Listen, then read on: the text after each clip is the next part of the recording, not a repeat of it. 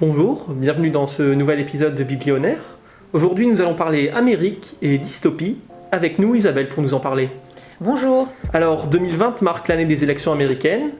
La bibliothèque s'est mise au diapason puisque l'année 2020 marque l'année America. Effectivement, donc nos déplacements ont été limités cette année pour nous comme pour tout le monde. Et donc la seule possibilité de voyager, en tout cas pour moi, ça a été de lire.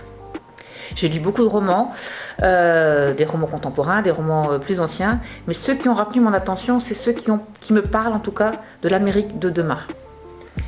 Alors, c'est des romans que je ne vais pas les qualifier de science-fiction, c'est pas une Amérique avec plein d'outils informatiques, etc. Mais on va parler plutôt de dystopie. Alors, qu'est-ce qu'une dystopie, Isabelle ? C'est tout le contraire en fait de l'utopie. Dans l'utopie, tout se passe bien. La dystopie, c'est l'utopie qui vire au cauchemar. Le terme désigne de plus en plus de romans qui se passent dans un futur proche, un futur qui ressemble très fort à notre présent, à part quelques éléments. D'accord. Donc, raconte-moi alors, qu'est-ce que l'avenir peut réserver à l'Amérique ? Eh bien, rien de brillant. Alors, le premier roman dont je voudrais vous parler, c'est Les Mandibles, une famille 2029-2047, écrit par Lionel Shriver. Ça nous raconte l'histoire d'une famille sur 4 générations de la même famille. Son quotidien, quand un chou coûte $20, quand prendre une douche est un luxe. Un petit exemple, un lot qui sert à laver le chou est réutilisé pour se laver les mains, puis pour faire la vaisselle. Alors dans cette Amérique de 2029, l'anglais est la deuxième langue dans certains États. C'est l'espagnol qui devient la première langue. D'ailleurs, le président est d'origine hispanique. Alors au début du roman, on est vraiment en 2029. Bon, c'est aussi un clin d'œil à 1929 où les Américains et le monde entier a connu une très grave crise économique. Au début, le pays se remet petit à petit d'une grave crise qui a eu lieu en 2024, 5 ans plus tôt. On a appelé cette crise, était tellement violente qu'ils l'ont appelée l'âge de pierre. Il n'y avait plus d'électricité, pas d'internet, pas d'avion. Dans la famille Mandible, on peut commencer, allez, je vais demander la mère, c'est Florence, c'est un petit peu la mère Teresa de cette famille. Elle a une petite quarantaine d'années, elle a un fils de 14 ans, elle vit en couple avec Esteban qui est d'origine mexicaine. Leur chance, c'est qu'ils sont propriétaires de leur maison, alors c'est un petit pavillon avec un petit bout de terrain dans la banlieue new-yorkaise. Ils travaillent tous les deux, mais vu que les temps difficiles, ils sous-louent leur cave à quelqu'un qui est presque devenu un ami, mais voilà, il doit payer pour loger dans cette cave. Alors Florence a de nombreux diplômes, mais elle travaille dans un centre pour sans-abri à New York. Ce centre de sans-abri abrite essentiellement des Américains, des familles américaines. Alors par contre, voilà, Florence c'est une grande famille, Florence a une sœur, ses parents sont en bonne santé mais vivent petitement de leur retraite. Il n'y a que le grand-père qui a fait fortune et quelque part on attend un petit peu que l'argent tombe.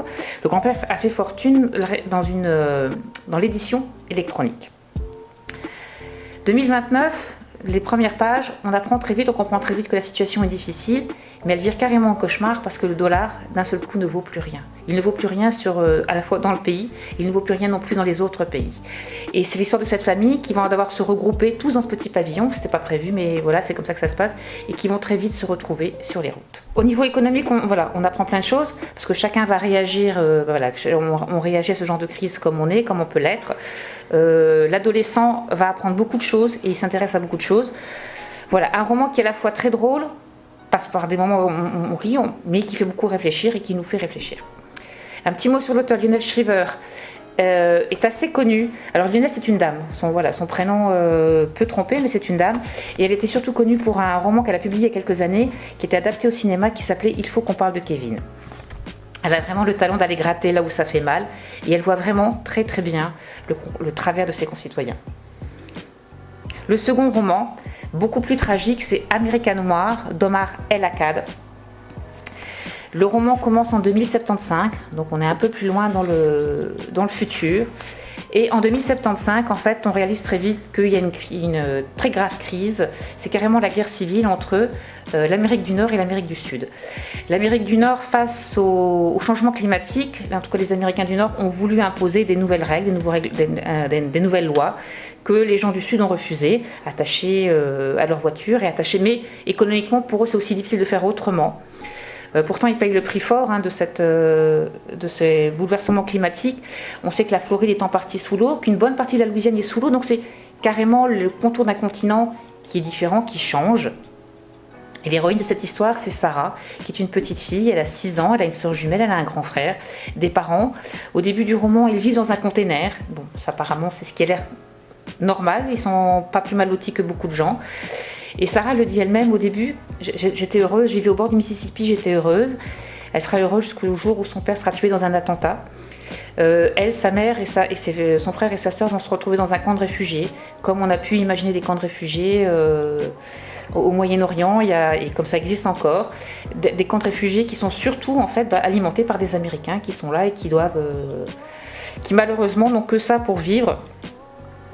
Et petit à petit, en fait, Sarah est à la fois révoltée, c'est une rebelle, mais elle est très douée en fait en ce qui concerne les armes, et elle va te rapprocher en fait d'une milice, parce qu'autour des deux gouvernements, donc celui du Nord et celui qui est du Sud, qui est à Atlanta, il y a des milices qui sont contre, qui sont pour, et elle va petit à petit, en tout cas, être utilisée. Voilà, un roman qui, je l'ai dévoré, qui nous rappelle quand même beaucoup qui s'inspire quand même beaucoup, qui est très plausible, parce qu'il y a plein de choses où on dit bah oui, c'est possible, c'est vrai, ça pourrait se passer comme ça.